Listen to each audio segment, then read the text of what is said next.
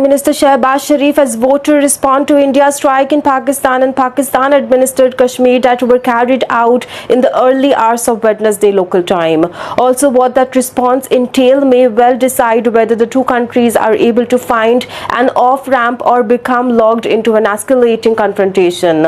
One option for the Pakistan is to claim victory, pointing to the jets it claims to have downed. Also, their option depends on the truth of the Pakistan's claim that it has downed 5 Indian Air Force planes, including the 3 French-made Rafale fighter jets. Also, if there have indeed been losses for India, Pakistan could claim victory by pointing to the downed assets even if the circumstances are murky. Also, this would allow Pakistan to claim that it has imposed cost on the Indian military targets, said Milan Vaishnav, a senior fellow and the director of the South Asia program at the Carnegie Endowment for the International Peace. A second option is to carry out strikes of its own. Pakistan might decide that it wants to respond in kind because some of the India strike hit the densely populated provinces of the Punjab in Pakistan, said the Tanvi Madan, a senior fellow in the foreign policy program.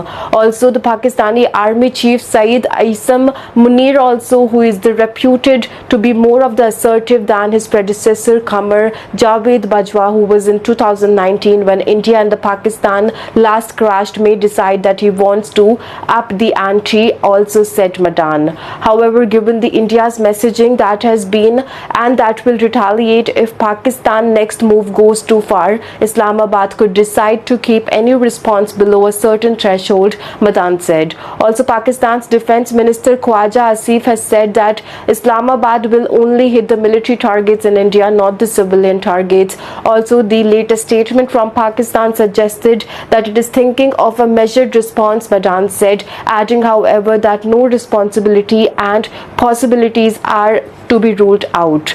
Also, largely on the basis of what we have seen in the previous time, there are two rational actors who don't want a broader war. Both have something to lose if there is a broader conflict, she said. The dogfight between Pakistan and Indian fighter jets, which Pakistani officials say downed 5 Indian planes, was one of the largest and longest in the recent aviation history, a senior Pakistani security source have told the CNN. A total of 125 fighter jets battled for hours, also which neither side leaving their own airspace, according to the sources who detailed that the missile exchanges were happening at a distance sometime greater than 160 kilometers, that is 100 miles. Also, neither side was prepared to send their pilots over the border because a much smaller dogfight in 2019 that happened also have shaken them.